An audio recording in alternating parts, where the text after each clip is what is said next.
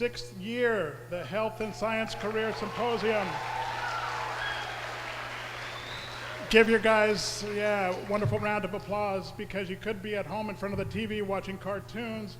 We appreciate you being here, expanding your minds and your thoughts about where you may want to be in the future.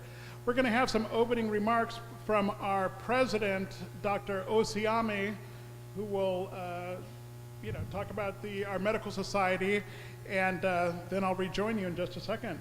Dr. Osiami.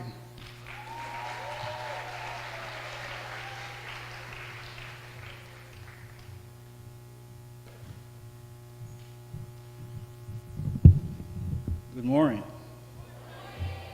You can do it better than that. Good morning. Good morning. Now we're talking. All right. I'm Dr. Oshiemi, the president of T. Jefferson Medical Society. As you've heard Dr. Duncan said, we do welcome you to this 6th annual Career Symposium. T. Jefferson Medical Society is comprised of healthcare professionals working together to improve the health and wellness and access to quality care, academic and career opportunities for the underserved in Palm Beach County. So today's event is part of our mission to give you access to that different career opportunities. Our goal today is to expose you to a variety of career opportunities, particularly the healthcare. Knowledge is power, and with that, you can achieve and be successful at anything you do. So embrace what we have for you today. Go to every station, talk to everyone you can talk to, because you want to live here today knowing your future is bright. T. Jefferson, we do a lot in the community. This is one of them. We also do free health fair in June. The next one is going to be at Palm Beach Lakes High School. You're all welcome to come. Stop any one of us in a white coat today. Ask any question you may have. Our goal is to make sure that you believe you can do anything if you set your mind to do it. Thank you.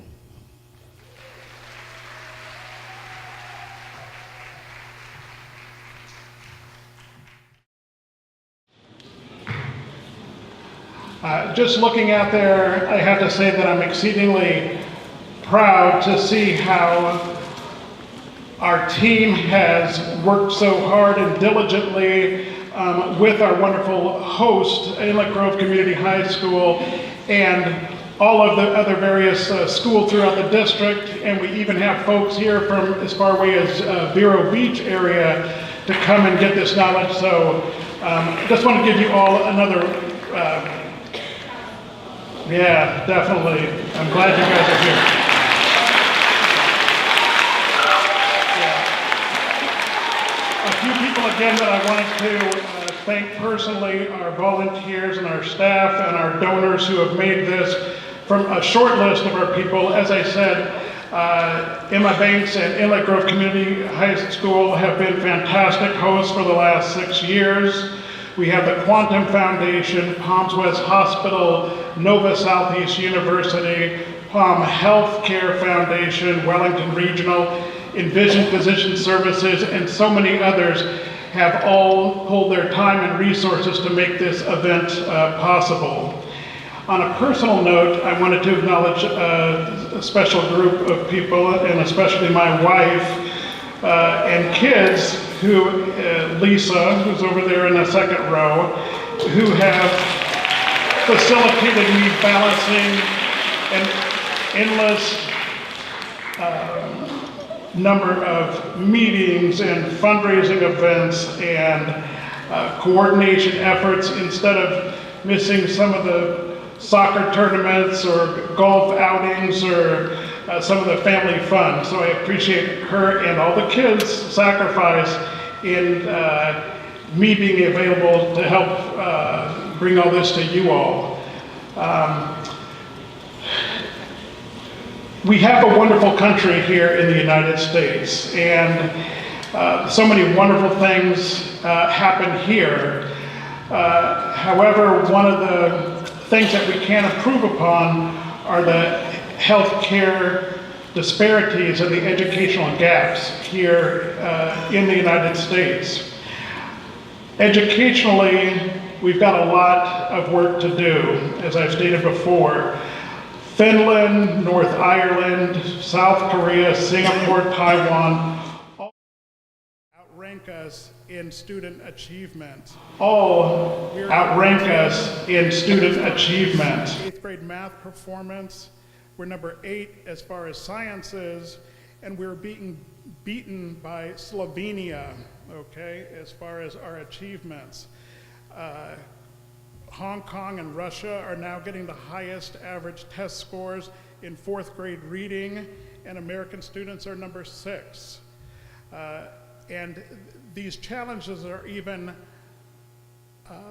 more visible in the minority communities and socioeconomically disadvantaged groups.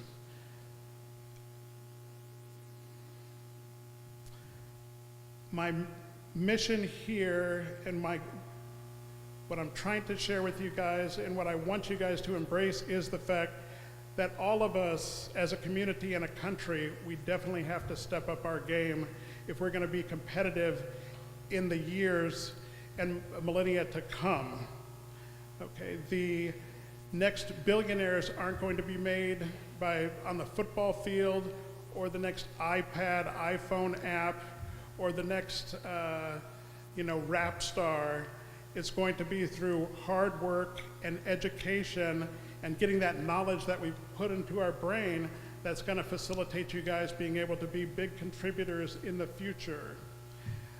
And for all those folks who, who believe that football or basketball is going to facilitate them being the big next Michael Jordan or big person, what does a coach say after you've gone up for a big jump and you've torn that ACL and you can't jump anymore and you can't perform? What does the coach tell you to do? Or what does he say? He says, deuces, I'll see you later because I got 50 more people for your spot, okay? Or as some other person says these days, you're fired, okay? So you have to make yourself recession-proof and be able to contribute for the long term. And so you really, really, really have to gain that knowledge. Now, a couple of months ago down at Stoneman Douglas High School, there was a horrible, horrible event that happened. One of the only interesting things that came out of it that I've witnessed is the fact to see how the students, you students, have rallied, you have become empowered, and you have demanded excellence from yourselves, and you're protesting in Washington, Tallahassee, all over all of these counties in South Florida to demand that you have a safe environment as well as, questing for knowledge and, pushing yourselves. And so I'm challenging you guys today to catch fire like that. I'm saying put down your iPhones, for the rest of the day and really absorb all the knowledge that these experts from all these different careers and school have for you. It's very, very, very important. Drink it up, network, and thrive, okay, in your future. That's what we are here trying to facilitate for you guys. And to quote a fantastic adage from Coach Tootie Toops is that, do you guys know what stocks are, right? Okay, so this is a really special stock tip that he had for you and for many of his students. And it is that education is the surest stock on the market. It's the only way to invest in your early times to be certain to have lifelong returns. So Coach Tootie Tooks still brings you guys welcomes and dropping some knowledge on you guys. Now, it is my great pleasure to introduce our keynote speaker, the fantastic Dr. Cheryl Holder. She's an associate professor at FIU, and she will be gracing us with her wisdom and knowledge.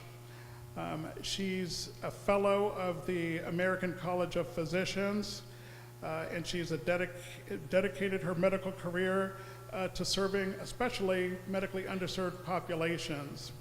A Jamaican-born strong woman who is a Princeton University graduate, completed her medical school at George Washington University, and then trained in internal medicine at Harlem Hospital. She came down to South Florida a number of years ago and became medical director at Jackson Health System's North Dade Health Center for over 19 years. She's been there. She set up HIV services and a number of different things for medically underserved people, and has been making a very large impact in all of South Florida for that population. She's obtained many, many awards throughout her illustrious career, of which most recently the FIU Medallion of Distinguished Community Service back in 2017, just last year, and at the Faculty Conversation Award of in Service. So with no further ado, we are welcome, and let's give a rousing applause to Dr. Cheryl Holder.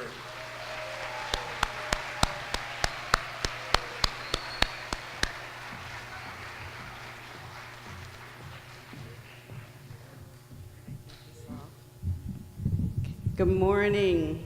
I'm going to try and take this off so I can talk a little bit. I hope I don't mess up the sound. Okay, great. Good morning, everyone. I'm so happy to be here. This is like my 5th time coming up to Inlet Grove and meeting with the kids, and I'm so honored to be your speaker. I want to say thank you to all the schools. I heard there are 27 schools. And what I want, since you guys have been traveling, driving, just stand up. I'm not going to hit all of them, but I'm going to try. And do a shout out to Belle Glade. Where are you? Up, stand up. Pahokee, Vero Beach, Inlet. Oh, thank you, Inlet. Roosevelt, stay standing, stay standing. Roosevelt, middle, up. Stay standing. Congress, West Palm Beach, Vero Beach, Boca Raton, up, yay. Riviera, Lake Worth, whoa. Who'd I miss? Congress, Beer Lakes, Mirror Lakes, up. I missed this group. Come on up. Everybody stand up. Up. Yeah, stand up. Adults, stand up. Everybody, up. Okay, is everybody up? Some folks got red stress balls. Those who got red stress balls, sit down, please. Those with the red stress balls, sit down. The rest of you that are up, I want you to think about how many doctors there are in America. There are about 1 million doctors. Today, there are about 600 people. So we're going to represent the 100% of doctors. For black physicians, we are only 5% of all the doctors. So if you're representing, that will be about 600, 10% is 60. 5% is about 30. For black women like myself, there are only 2% of us. So the black women that are sitting, look around. Can you find them? The ones with the stress balls that are sitting. Can you guys see them? No. Okay, all you guys who are the doctors, sit. Thank you. The folks with the red stress balls, can you stand up?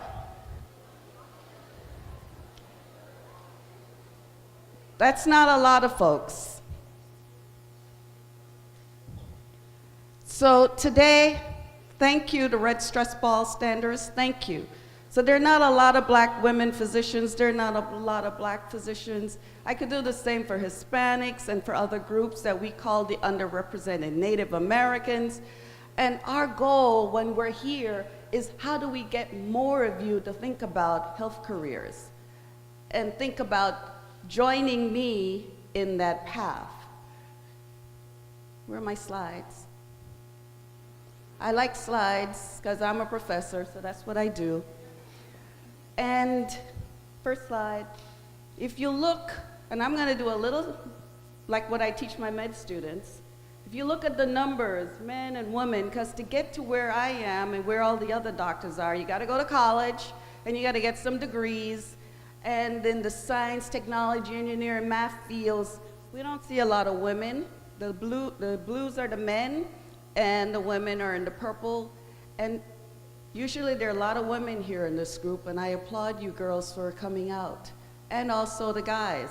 But you can see there aren't as many getting those degrees. Next slide. And when you look at underrepresented folks, these numbers are like less than 20%, 10%, small numbers. And if we're gonna make that difference, we're gonna have to get you in school and making up these numbers. But how do you get there? What is it? I know to find that passion, there's something deep inside.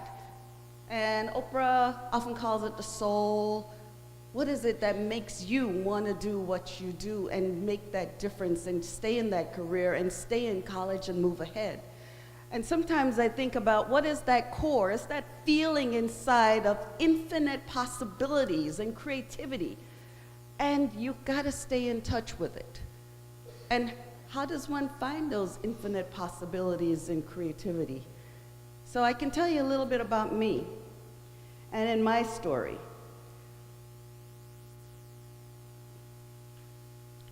Because when I came to this country, I was born in Jamaica, and my brother is here. He's always my biggest supporter, so I thank him. He was giving out the red balls. He's also a doctor. When we came to this country, I was around 10. And I left Kingston, little house. I'd sit there and look out on the ocean further away. And when my mother brought us here, we ended up in East New York, Brooklyn, in the middle of what people call the ghetto. This was in 1960s, East New York, Brooklyn. Martin Luther King had been assassinated earlier that year in '68. Robert F. Kennedy also was assassinated. It was a pretty tumultuous year. And I end up in the middle of Brooklyn in a poor neighborhood. Now what would happen in Brooklyn in the summer, because I got here in June, that kids would play outside and it was hot. But one of the activities they would do is at the top of the block, they would get on the bus, on the back of the bus, and with their skates right down to the end of the block, holding on. Now, please, no one should do this. They shouldn't have been doing it back then either. And as a new immigrant, we're different, and that was the first time I saw people that looked different from me. The group that used to play at the top of the block were what they call Puerto Ricans. I have never heard of Puerto Ricans before, and I've never really heard what they sound. All I used to hear was, mira, mira, mira, mira, mira, mira. I didn't know what that was, but it was fascinating. Now, my mom wouldn't let us go play with these kids because she didn't know what they were doing and just didn't play that way. So I would just sit at the bottom of I was at the bottom of the block. I'd sit on the stoop and watch these kids play. So one day, it was getting around dusk. The sun was setting, and they got on the bus, on the back of the bus. They were holding on. And there was one girl that I remember who looked different than the others. She had this long brown hair, golden flecks as the sun was setting. And she got off the bus and let go, and she fell. And right in front of my stoop, this little girl fell, hit her head, and she laid on the sidewalk on the street. Now, there's zip codes in America, and I lived in that zip code, East New York, Brooklyn, 811 Cleveland Street. And we called the ambulance, we called the police, and no one came. And we all stood around, and I heard people say, you know, they don't come to neighborhoods like this. They don't come to us. They don't come right on time. And she laid there, and she was motionless. And it got darker, and we called. Eventually, a cop came and swept her up and took her in his squad car and left. I don't know really what happened to her, but I never saw her awake. I never saw her again. And that's when I learned about healthcare in America, that there are places that don't get the care, and that things can happen and the ambulances don't come, and the education doesn't come, and the kids don't do well. So something in me along the way, I don't really know when, where, how, I just knew I wanted to make a difference. I had to do something, because I still see her many days when I look back. And I think of the Marjorie Stoneham Douglas kids, and I can imagine they will forever see their classmates and their friends in their vision, in their dreams. But for some and for most of us, we will take those ideas and create that purpose. Because you have to be able to see that there's something more than the day-to-day. There is a purpose for us being here. And as you find that purpose, it becomes even easier to stay focused and stay the course and whatever life brings you. So as I was going through, we moved that 1 year. I only lived in Brooklyn that 1 year. And we moved to Queens. And our zip code changed. And I moved into a neighborhood that was more vibrant, it was richer, it had more opportunities. And I ended up in a class. They had all these special programs. You guys call it charter schools. We had that in New York. I ended up in a program that special kids, they call it the SB class, and we got great teachers. And there was this one teacher, Mr. Roth, my math teacher, who said, you know what? You guys are really can do well. Nobody ever told us that before, because I was in an all-black school, and they really said you were special, but they didn't really say very much more. And he came and said, you guys can do this. There is a school in Manhattan that if you take a test for, you can get in. And I will give you some classes after school and during school to help show you what this test is like and prepare you. And no, just a volunteer, just like T. Leroy Jefferson. There are always some adults who are going to find you and work with you and say, you can do it. And he did that with our class, and I took a test. I'm an immigrant. We never heard of these schools. My mom, like, okay, take the test. It's in Manhattan, see what happens. And I happened to score well on that test and got admitted. And so I went to a school called Stuyvesant High School. By chance meeting other person who believed in me, he gave me an opportunity to get to the best school in the United States, Stuyvesant High School. And it's there in Stuyvesant that I met kids who were like me, who were interested in doing science and math. And I spoke with these little girls, and they loved math. And back then they said girls didn't really do well in math and didn't love math. I love reading, I love math, and I did a lot of math. And I was able to do well in school and go on.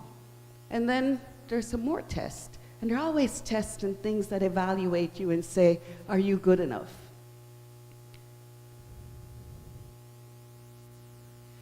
But what we find is that everyone is unique.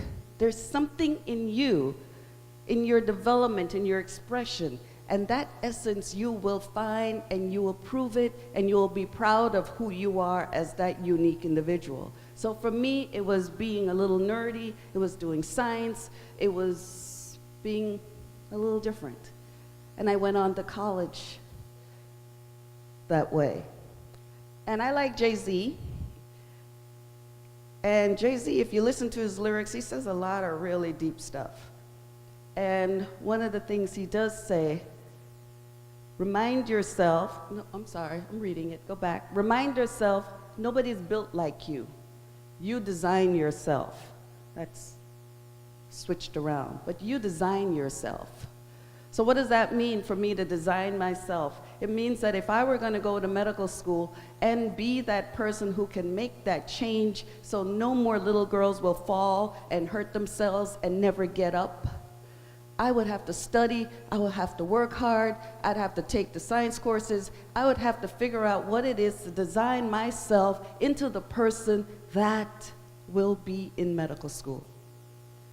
And Princeton was no challenge. I mean, Princeton is an Ivy League school, a lot of challenges there, but it can happen. Because as I believe more in myself, and I kept that light, that focus in where it is I wanted to be. And to get into medical school is 4 years of college, math, organic chemistry, biochemistry, lots of work. The same thing for nursing, you gotta do the math, for pharmacy, for dental, for whatever health career. But you have the ability to design it, to do the work, to make it happen. Again, Jay-Z, I am far from being God, but I work goddamn hard. I wake up the birds who are asleep. I'm catching my second wind. I'm catching the second wind when the first one ends. That's the kind of hard work we're talking about if you get it. That means you're working hard, you're on top of your game, and hard work for me in medicine means that I studied 3-4 hours a day, every day. When I was in college, I went to every party, but I didn't go to every party all night and stayed all night. I would go when the party was the best, which was usually around midnight. So I'd show up around 11:30, midnight, and I'd leave by 1 or 2.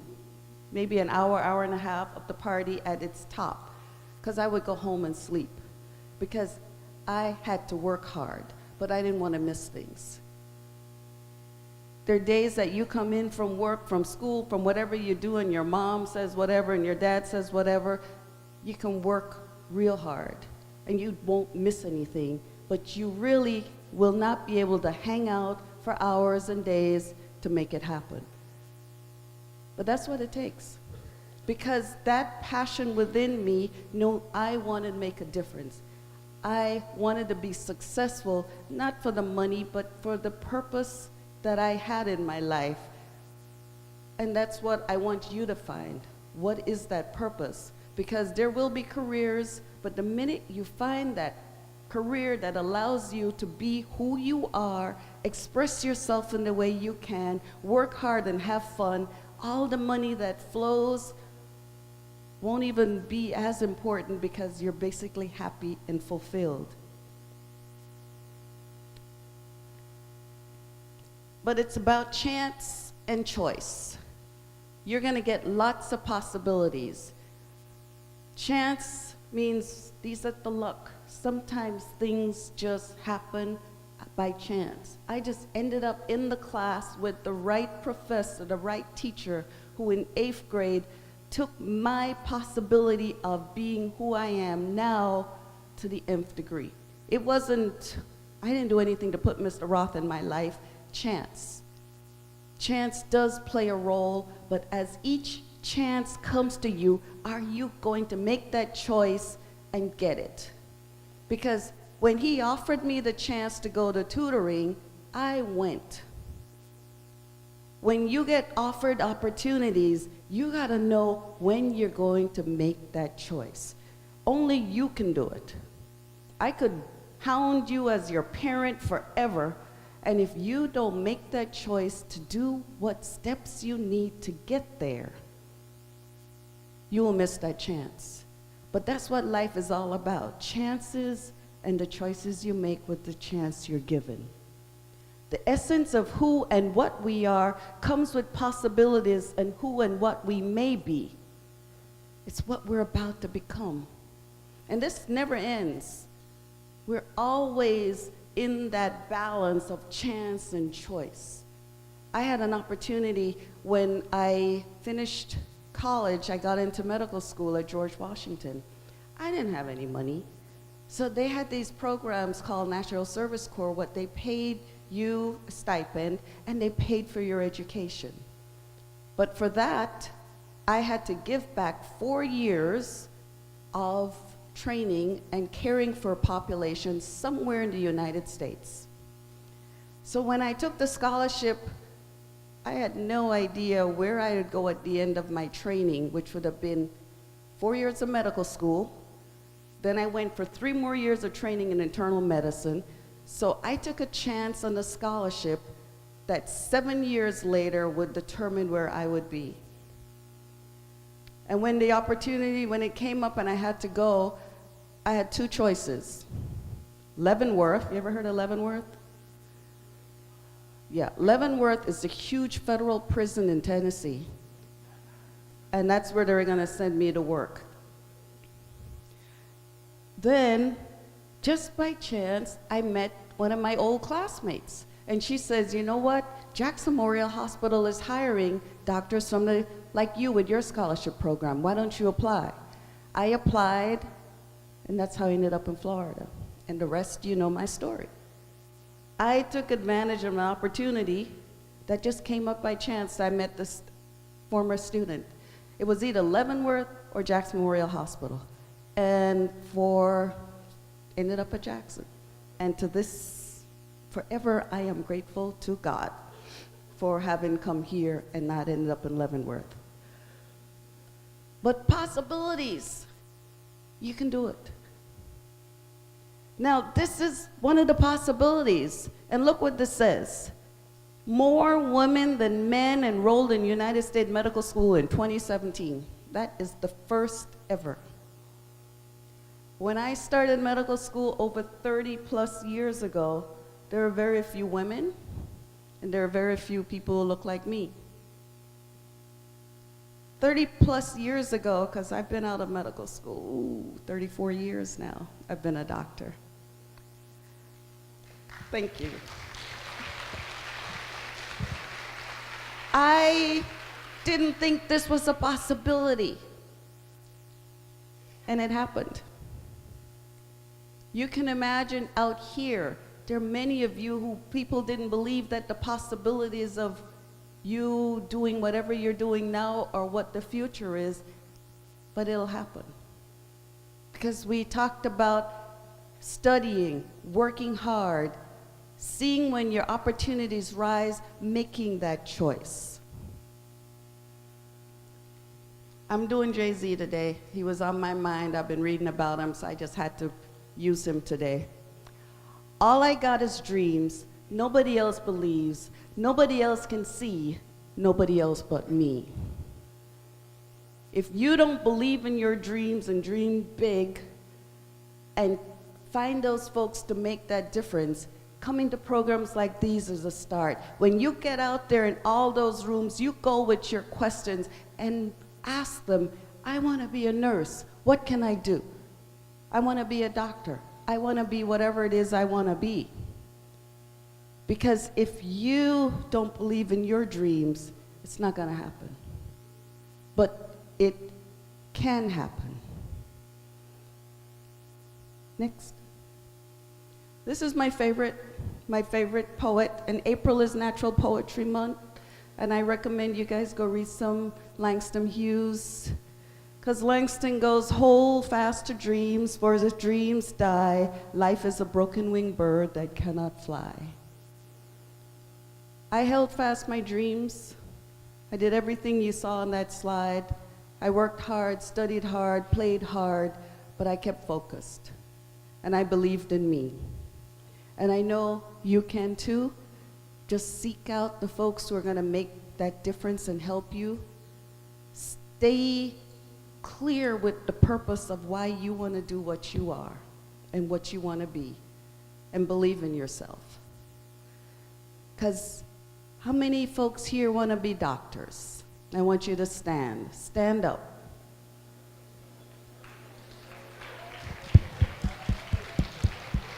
Whoa! Yes. Thank you, thank you. I am incredibly honored that you will join me in this quest to make that difference in our lives. Because for every little girl who falls off a bus because they made one little mistake in their lives, we can be there and make the difference. We can keep your families alive. We can keep our communities strong. We can keep our goals, our dreams, and our futures alive, and knowing that life is good and we're forever grateful for all that we've been given. Thank you.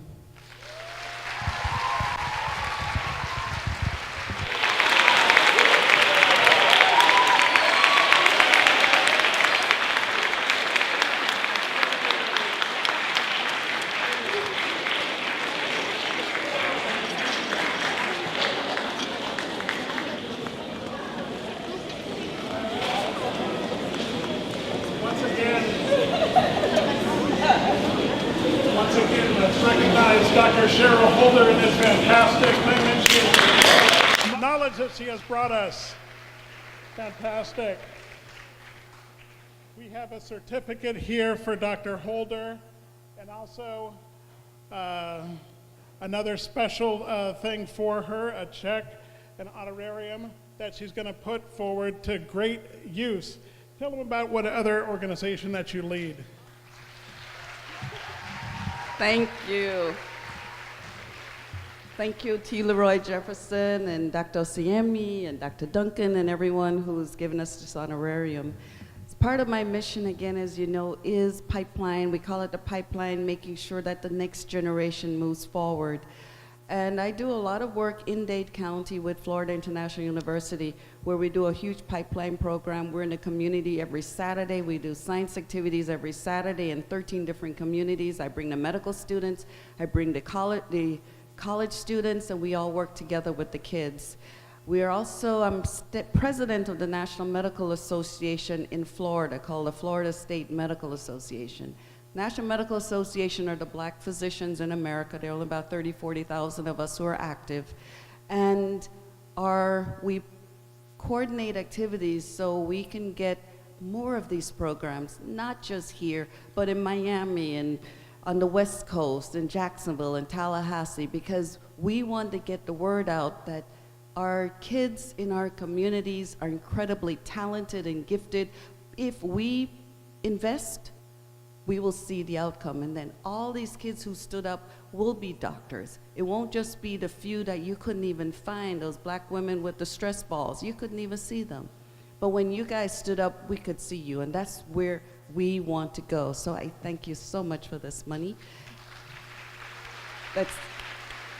And I tell the kids who are college kids, if you know folks in Dade, we do a summer internship program. We give a stipend, and we help guide the students who are pre-meds in the summer, let them work with doctors, let them study and learn what it takes so they can go to the next step.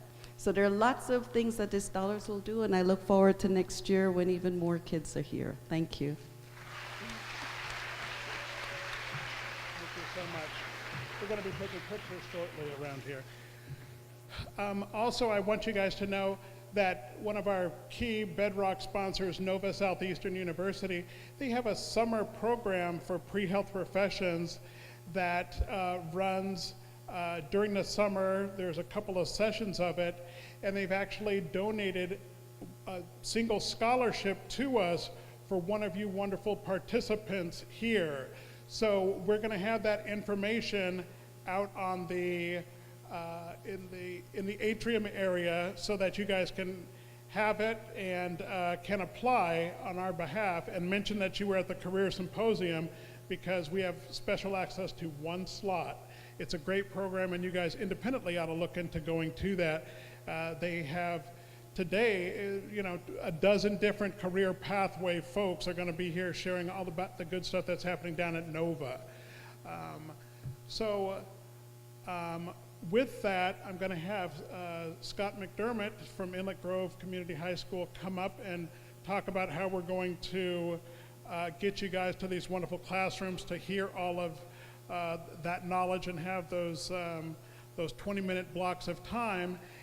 And then for the T. Leroy members, we're going to be doing a bit of photography and get some pictures with our wonderful keynote speaker. So thank you guys all again for being here. We appreciate it. And let's open up those minds and let's get smart. Okay? Thank you.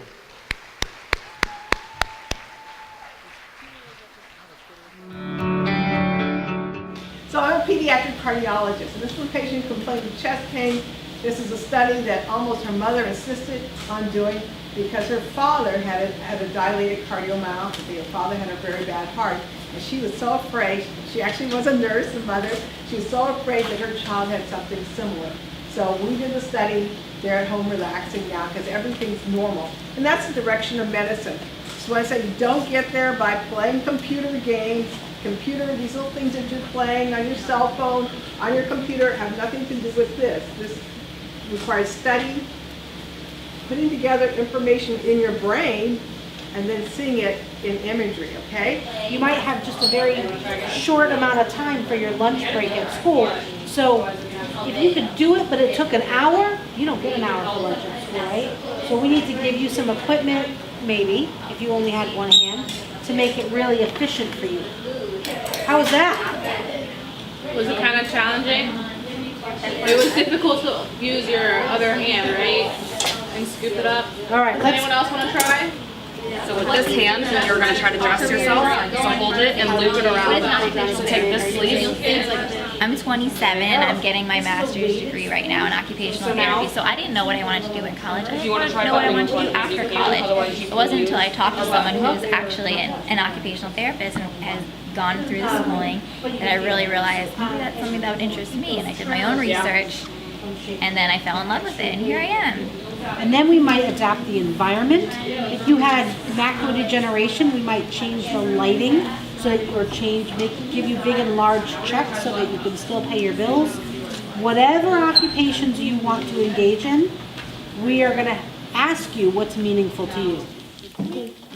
So basically you go into research and you are able to do that. And it really, because as nurses, we are the backbone of healthcare and we interact with the patients a little bit more. So it's really great for nurses to become nurse researchers. My doctorate is actually not the PhD, the EDD. So I do doctorate, so I do research in education and nursing education. So all of those things, but I'm still involved in clinicals, being a nurse practitioner. Well, this is only for resuscitation, respiratory resuscitation. Okay. Most of the time, when the baby is having difficulty at It's birth, because it's because of respiratory. clogging its... It's because of the fluids and because remember, baby in utero, the lungs have a lot of fluids, right? When the baby comes out, the fluids supposed to come out in the air when she's in. And then we're good. But if the baby is still not well, we're going to keep back the baby, provide oxygen and pressure to make sure the baby is able to breathe. This one, this has got a stone in the appendix. Okay. Daphne, I'll be performing a physical head-to-toe assessment on you. Is that fine with you? Okay. So first thing you start with is their vitals. You guys know your vitals? Blood pressure, pulse, which is also the heart rate, respiration rate, O2 sat, and pace. Those are the 6 main vitals. And temperature. We're going to teach you both closed suctioning and oblique blood. You suction a patient if if you hear them gurgle. That means they have a lot of mucus, and that would prevent them from actually breathing. So that's why you use this. And you want to ask them to smile. Where you go? What is that box? And there's kind of coat. So for clothes, you would obviously need these gloves because it's closest. Then you also want to look And you're gonna see this. You see the black thing? Okay, so you're gonna go down until you feel resistance. When you feel resistance, you pull back up a little bit, and then you press the button to vacuum up and suction. You pull it up, But don't like put it like half degree. I've done it for a very long time. I'm a professional on this. Look down in the mirror.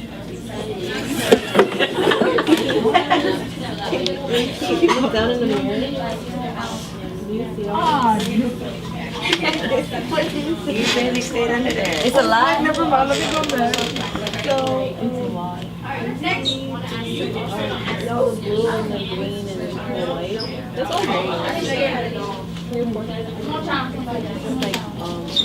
you could yell at me. All right, everyone, it's time to circulation. This is stomach, heart to the body, and the pulmonary, which is the heart to the lungs. Okay, can anybody tell me a normal heart rate?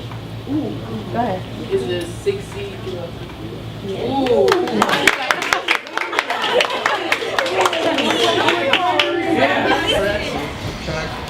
Perfect.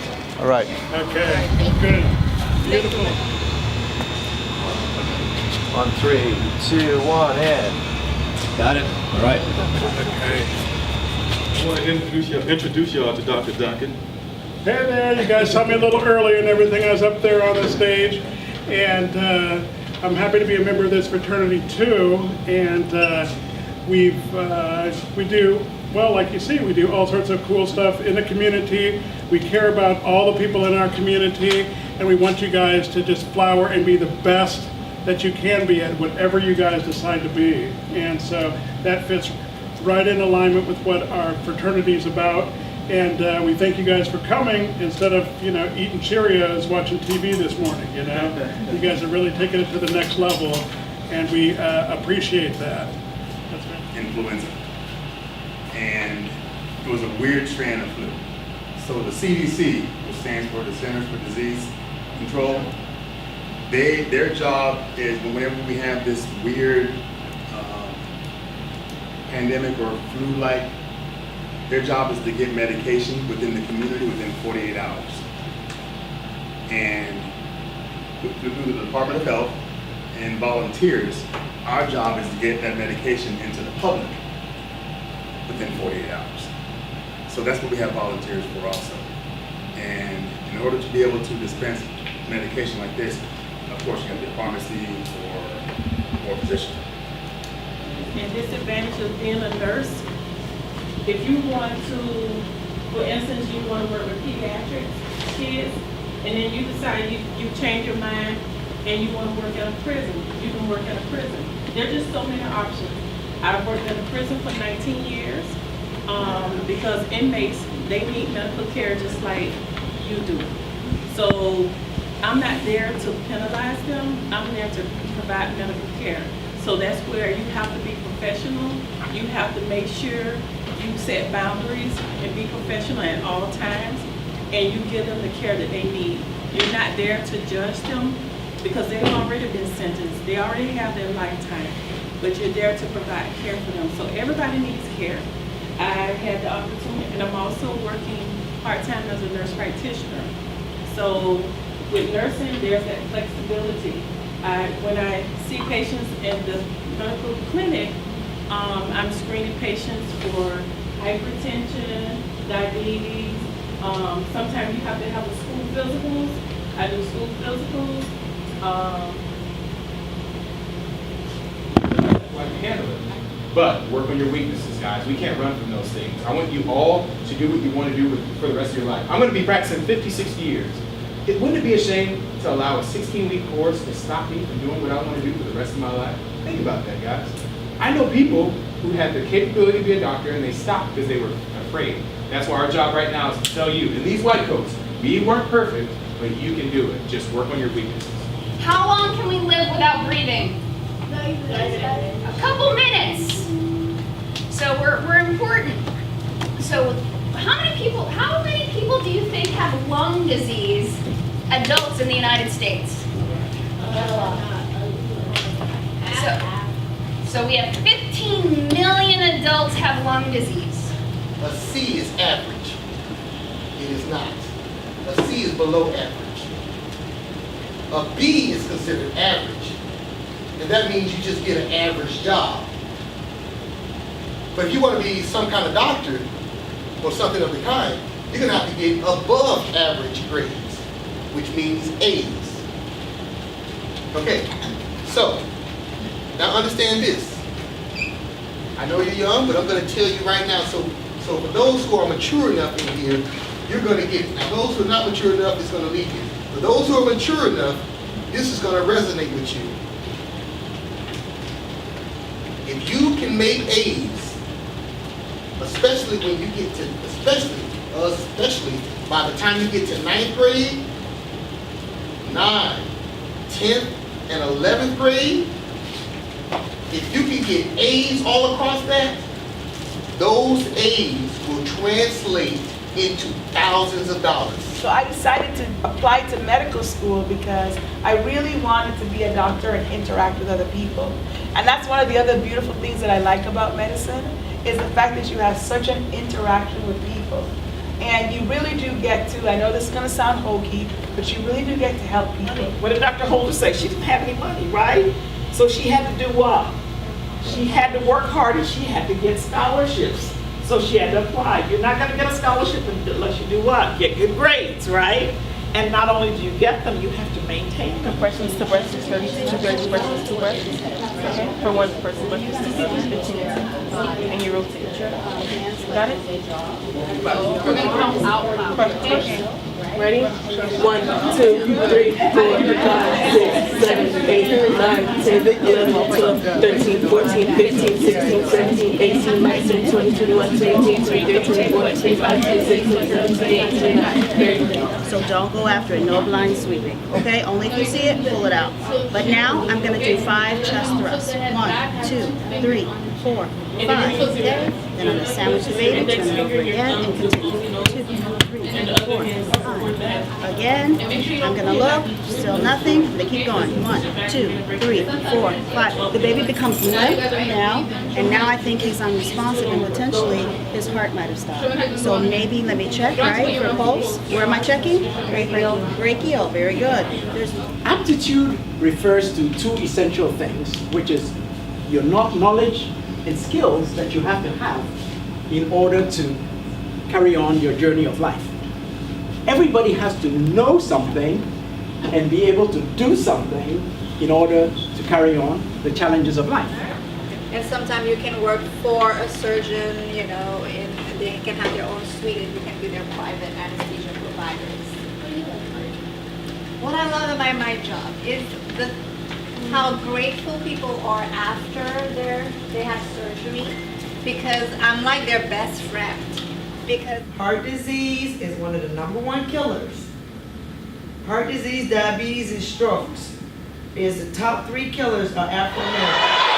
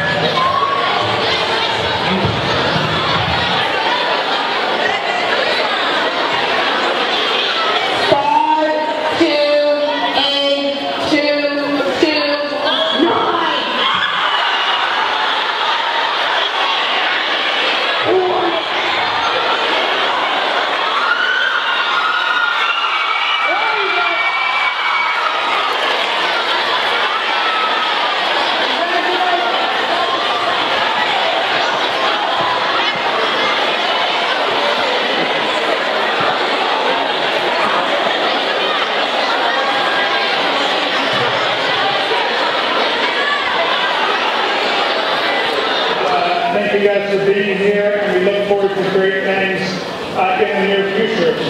Also, go to our website and learn about all the different ways that you can become a member, to get community service hours, participating in our events that we have, and we want to mentor you guys and share with you guys good stuff in the future. So follow our website, www.pljmedicalsociety.org, and let's have Mr. McDermott come and give you guys some instructions. Thank you guys for being here.